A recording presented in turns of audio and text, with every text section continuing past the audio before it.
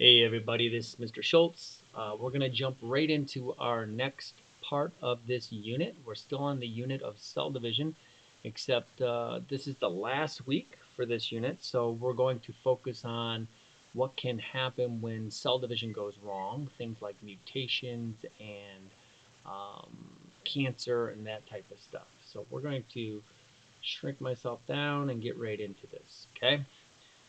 All right, so we're talking about mutations in cancer. Uh, Here's a list of the learning objectives for this week. And again, you can kind of see these on Canvas as well. So make sure you take a look at them there. Just a few vocabulary words. What is cancer? What is mutation? Make sure you know what non-disjunction is, silent mutations, mutagens, and those type of things. So cancer is basically a disease that is a disease that's basically uncontrolled cell division, right? It's when cells don't know when to turn off or stop dividing. They just keep dividing over and over and over again. That becomes tumors. Mutations can lead to cancer, but it can also lead to other things. These are changes in the structure of a gene, and this results in some kind of variant form of a protein. And we'll talk a little bit about that. And there's several different types: deletions, insertions, rearrangements. And there's a good practice worksheet that we're going to go over on Friday for that. Non-disjunction is the failure of one or more pairs of homologous chromosomes or sister chromatids to separate as they normally do during nuclear division. This is usually happening during meiosis. Silent mutations are mutations in DNA that really don't change anything. They code for the same protein. And then a mutagen is basically an agent such as radiation or a chemical substance that can cause a genetic mutation. So we'll kind of touch on those as we go through this set of notes. There's a video on Canvas. It's a great introduction into what mutations are and how they're categorized. So make sure you kind of watch that. And as you watch it, think back to the process of DNA replication, mitosis, meiosis, because it is during these processes in which mutations are going to occur. And a little bit of review and connect. DNA replication and cell division. Remember the central dogma of biology, the blueprint or the flow of genetic information that we learned about is basically DNA holds all the genetic information that's required for life. DNA replicates and makes exact copies of itself when the cells reproduce during mitosis. A DNA message can be transcribed into a protein. Happens during protein synthesis, and those proteins control our traits, right? After transcription, the message is translated into forms of protein, and these proteins control how the cell functions and the traits that the organism expresses. All this means that DNA is the ultimate source of how an organism's cell function and how the organism itself is structured. The genetic code is structured in the form of nucleotides, and we have 4 of them that you need to be aware of: adenine, thymine, cytosine, and guanine. And then you also have uracil in RNA. That happens during the translation part and transcription part. The specific order of these nucleotides is what determines the protein. And remember, we had those 3-letter codons we talked about as well. Therefore, the sequence of the nucleotides is very important to all of life. After duplicating DNA is passed on during cell division, there's 2 main forms of this cell division in humans that we've talked about so far: mitosis and meiosis. Mitosis is the division of somatic cells, and this is for the purpose of growth, development, repair. It's basically a form of asexual reproduction. You need new skin cells to replace your old ones, so your skin cells go through mitosis. Okay. And then you also have meiosis. This is the formation of gametes, sperm and egg, and this happens during reproduction. So you have those types of division going on, and that's basically what's going to lead our discussion as far as how things can go wrong with mutations and cancers. All right, so let's go ahead and start getting into the main part of the notes. So what are mutations? Mutations can be categorized as gene mutations or DNA level mutations or chromosome mutations. So in this lesson, we'll kind of take a closer look at these types of mutations, and we'll also talk about cancer a little bit later.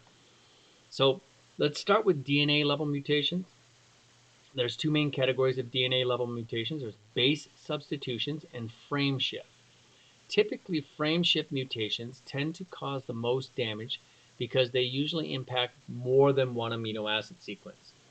If you have a point mutation or base substitution mutation, you could have one amino acid change and it might not change the shape of the protein so much, so the protein still could function. But if you have a frame shift mutation, it changes an amino acid, and then usually almost every other amino acid sequence from that point forward, and it can cause some severe damage to the protein, and usually they don't work at all.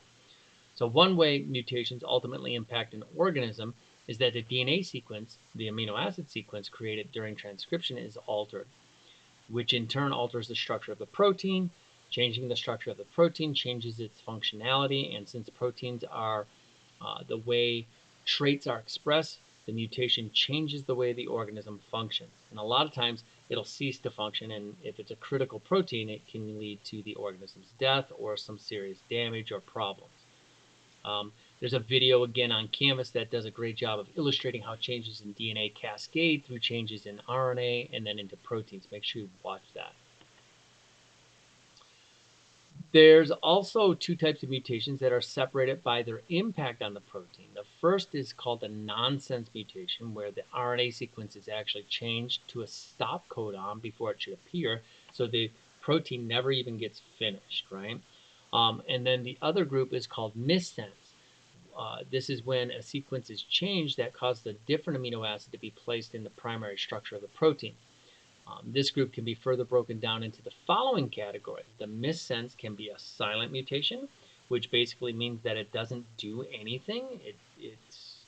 It doesn't change the protein at all, and the protein still functions. So this is where an amino acid that is coded for in the mutant strand is the same as the original strand, so there's no difference. And then there's conservative, an amino acid that has a similar chemical structure to the one it's replacing, and sometimes these can cause minor problems or no problem at all. And then non-conservative, this is an amino acid that has a different chemical structure to the one it's replacing. This can cause anywhere from mild to severe damage to the particular protein. And then you also have chromosome level mutations. DNA level mutations are considered small scale mutations as they impact only one sequence of DNA, but large scale mutations are called chromosome mutations because they infect entire sections of a chromosome or the entire chromosome altogether. As we're going to see in some of the videos on Canvas, you'll see some of these chromosome mutations in different ways. There's a good one on Down syndrome that we'll be talking about in a few minutes as well. So you can have a couple different types of these chromosome level. You could have duplication. This is where an entire section of chromosome is copied and inserted on the chromosome.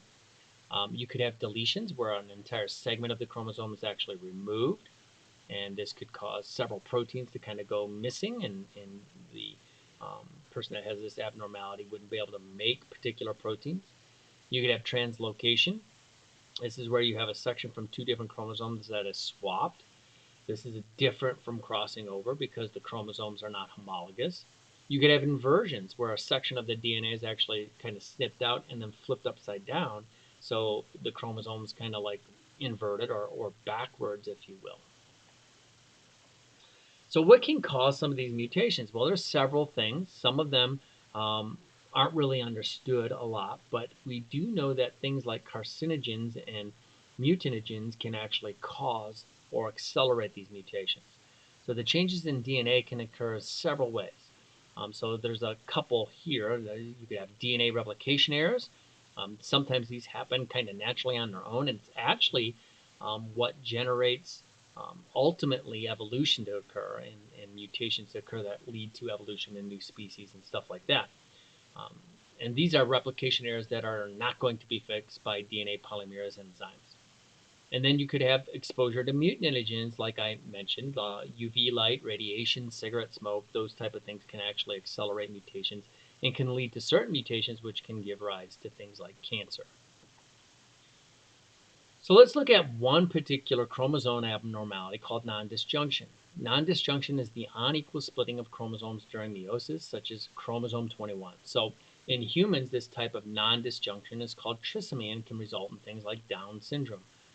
So basically what happens is you have one gamete that might get 3 sections or sister chromatids of chromosome 21, and then one that might get, you know, none, okay, or an extra one or an extra two or zero. So you can have this missing, completely missing in some gametes chromosome, while other chromosomes or other gametes are going to get extra chromosomes. So this is when you have an extra chromosome that causes kind of Down syndrome. Are mutations good or bad? Yes, is the answer, I guess. Some are good, some are bad, right? So are mutations good or bad? This is kind of a tricky question. A lot of different scenarios involving the results of mutations. Ultimately, though, mutations lead to evolution, and evolution can, in some cases, be beneficial and actually allow an organism to survive better in the environment. So let's go through a few of these. Good, although rare, mutations can give rise to a trait that makes survival easier, which would be a huge benefit. This would be the one that kind of leads to evolution. You could have bad mutations. These can cause a disease or cancer or death of the organism.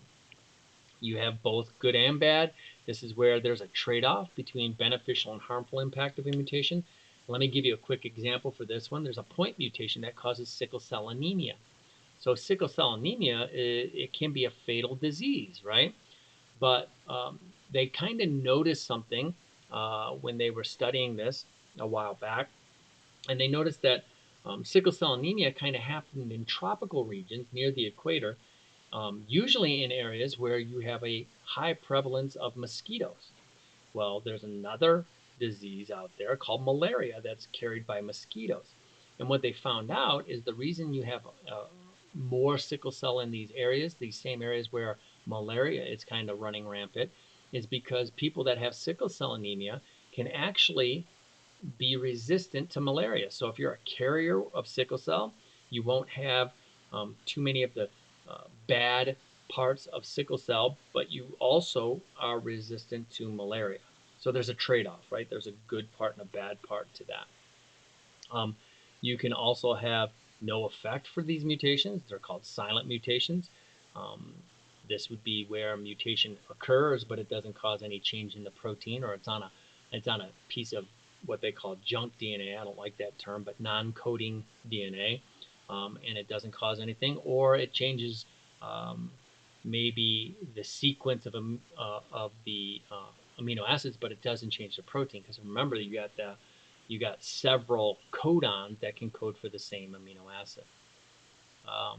You could have a negligible impact. An example would be fish that live in water found deep in caves where there's no sunlight have a mutation that basically kind of takes away their eyes. And since they live in an environment without light, they don't need the eyes. And this is kind of showing how this can lead to evolution, right? And then typical mutations are not passed on to the next generation unless they happen in gametes, and that gamete is the one that gets fertilized. So a lot of times the mutations that occur are kind of shut down. Most of the time, our cells shut these mutations down through several processes: by shutting off the cell cycle, or by simply doing or triggering something called apoptosis in cells, which is basically programmed cell death. The cell realizes there's a signal that is given to the cell that says, hey, there's something wrong with your DNA, and the cell basically has all its lysosomes rupture, and it dissolves itself from the inside out. It basically digests itself and gets itself out of the way. All right, so let's look at some more problems with the cell cycle, and this is going to kind of lead us into cancer, a little bit of a talk about cancer, and there's another couple good videos on this in the Canvas as well. So the image shows an animal cell cycle, a little background on the cell cycle. Remember, we have the phases, right? You have interphase, and I'll get my pointer going here a little bit. So you have interphase. Interphase basically is all this green area kind of going in this great big circle. And it's broken up into something called G1, synthesis, and G2, okay? So the first gap, or G1, is the growth segment during interphase. So this is where, the cell was just went through mitosis, and you have the two cells that are identical to one another. They spend a little bit of time in G1 kind of growing, making new organelles, getting bigger, and so on. Then there's a signal that triggers synthesis. This is S phase. This is where the DNA is copied. So DNA gets replicated during S phase. Then it enters into a second gap. During second gap, it's another growth phase. And basically, the cell starts making copies of all the organelles because when it goes through mitosis, there's going to be two cells, and each cell needs to have an equal number of organelles. And, they are going to need enough endoplasmic reticulum and mitochondria and ribosomes for each cell. And then once it goes through, there's another signal that occurs that triggers mitosis. And then we go through the phases of mitosis, and you remember those from earlier in this unit: prophase, metaphase, anaphase, telophase. You go through cytokinesis, and then the process starts over again. So not pictured here is something called G0. This is a phase that a cell goes into when it's not dividing. Now, not all cells go into G0. Some of them just kind of keep this this repeating cycle going. Other cells enter G0 right away and never go through mitosis, like nerve cells and muscle cells. And then there's still others like liver cells that'll go into G0 for a temporary period, maybe several years, and then there's a signal that kind of triggers it, hey, we need to go through mitosis again. So basically, when you're in G0, the cell's not dividing, but it's going through its normal functions, doing its job. This is the state of a lot of cells. Cells like nerve cells stay in G0 once they're formed. Skin cells will stay in G0 only until they receive a signal to start dividing, like when you get a laceration or something like that. And then liver cells might stay in G0 for several years and then come out of G0 for whatever reason to make more liver cells. So what is cancer? What's going on with cancer? So when we're talking about cancer, we're talking about an abnormality in the cell cycle, right? Cancer is the name given to a collection of related diseases. In all types of cancer, some body cells begin to divide without stopping and spread to surrounding tissues. So cancer can almost start anywhere in a human body, right? It's made up of trillions of cells. Normally, human cells grow and divide to form new cells as the body needs them. And then when the cells grow old or become damaged, they die off and new cells take their place. However, when cancer develops, this orderly process kind of breaks down. As the cell becomes more and more abnormal, old or damaged cells survive when they should die, and these new cells basically start going through cell division, and they don't know how to turn it off.